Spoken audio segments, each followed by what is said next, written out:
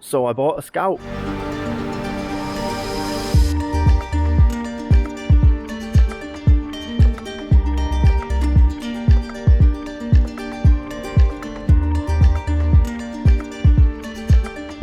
This is a 2007 Skoda Octavia Scout, which is a second generation Octavia with the sloth looking face.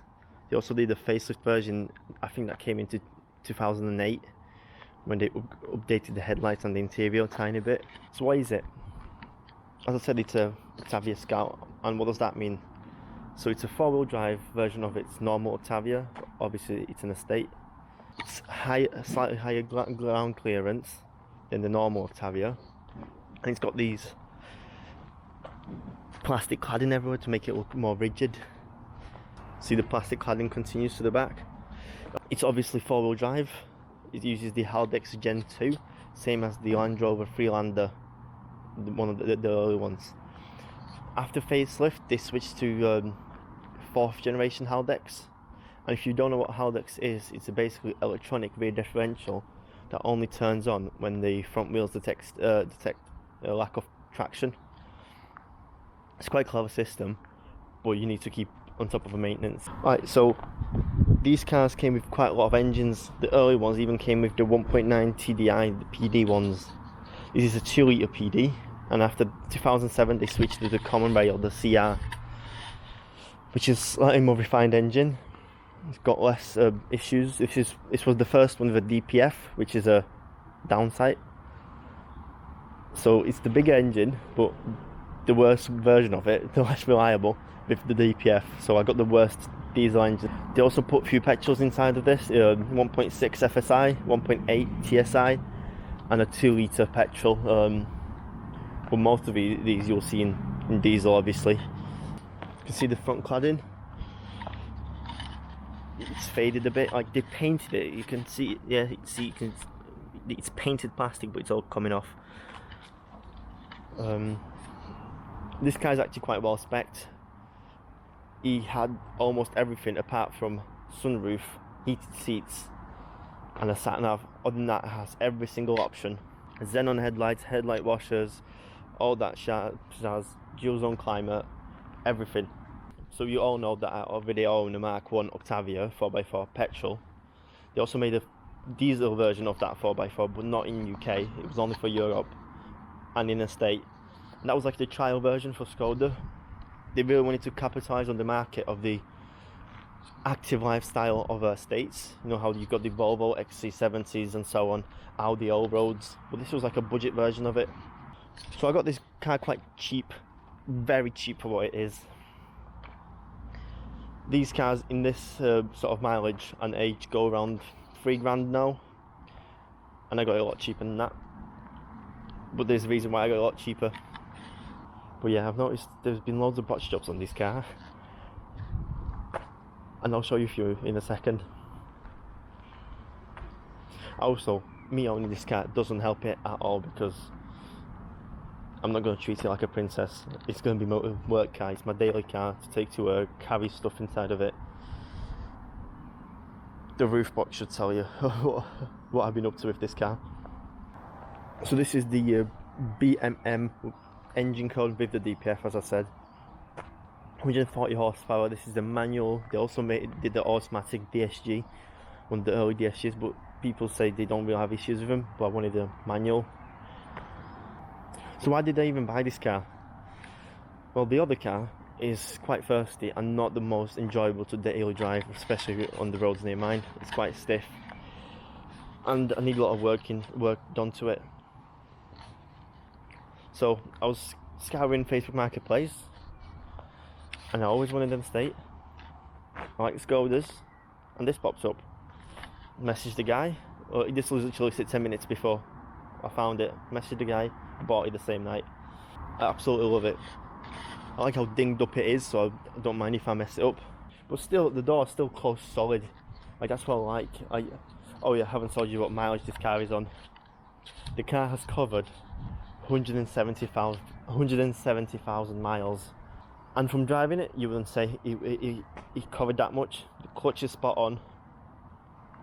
The only noise I'm getting in the car is from the Haldex, because I reckon someone's disconnected the wires to it, but the car's still trying to push power into it, but the clutch isn't happy with it in the back.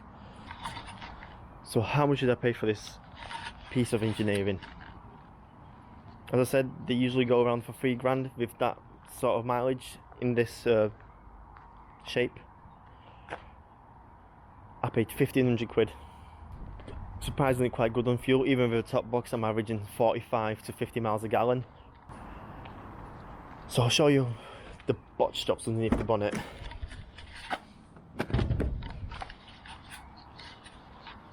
So first of all, the bonnet really doesn't want to stay up that much.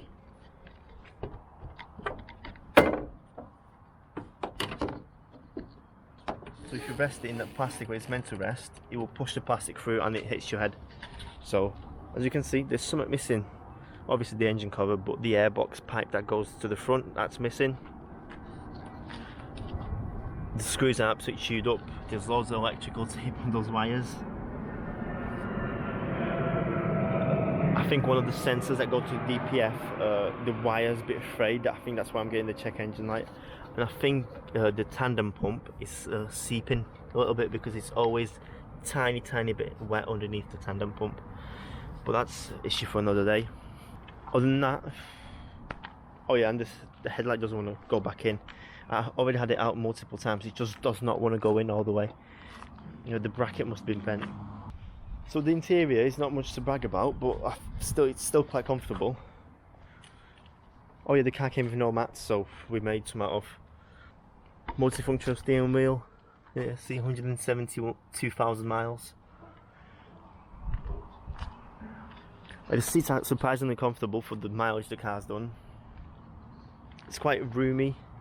There's loads of cubby holes where you can, and like storage place where you can put your stuff. The rear seats, with the seat in my position, you still get plenty of leg room.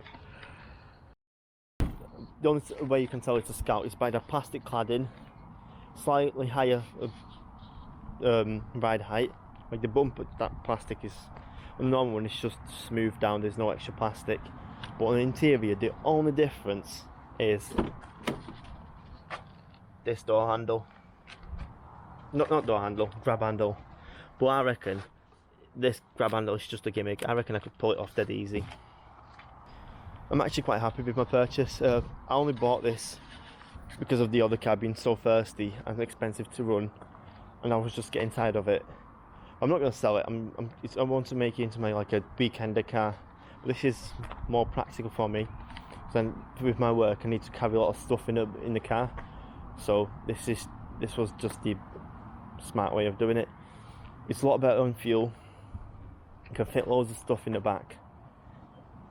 And there's actual cup holders. The Mark 1 Octavia doesn't have any proper cup holders. The one pathetic one that he has in the middle, no matter what you put in it, it's going to tip over as soon as you move away. So yeah, as I said, this car's quite well spec'd. It's got the auto headlights, auto wipers. See, check engine. I got both of them apparently for DPF issues, but yeah, I know that's the coil light. It sets off quite smoothly. The clutch bites straight away. I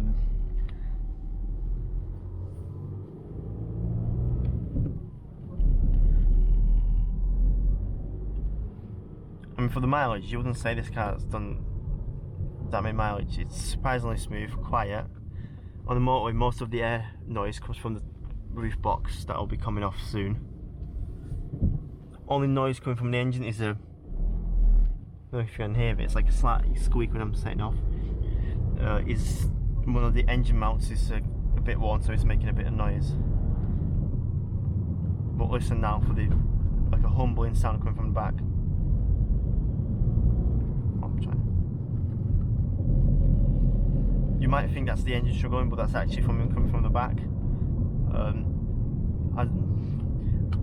But if I've asked around, everyone says that might be the diff might be disconnected, and I've got a suspicion that's the case, because when you disconnect the rear diff, unplug it, you'll get an ASR light on.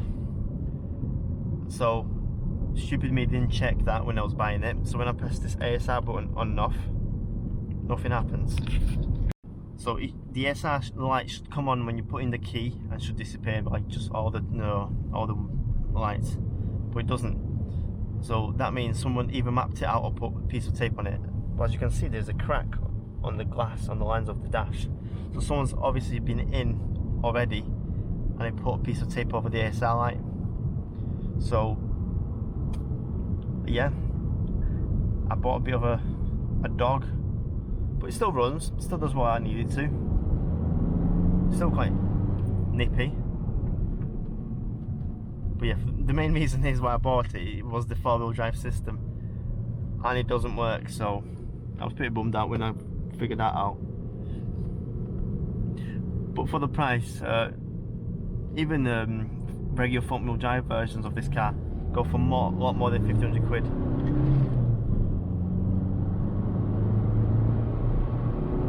Like, it gets going.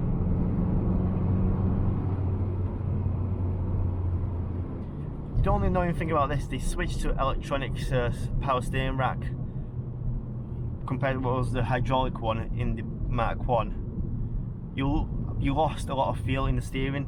You just feel like you're driving a robot. There's almost no feel. You can't. That's the only annoying thing. I feel like they went back. They should have kept with the hydraulic power steering rack, and everything would have been fine. So yeah, thanks for watching. If you have any questions, put them in the comments below. Leave a like if you enjoyed, and I'll see you in the next one.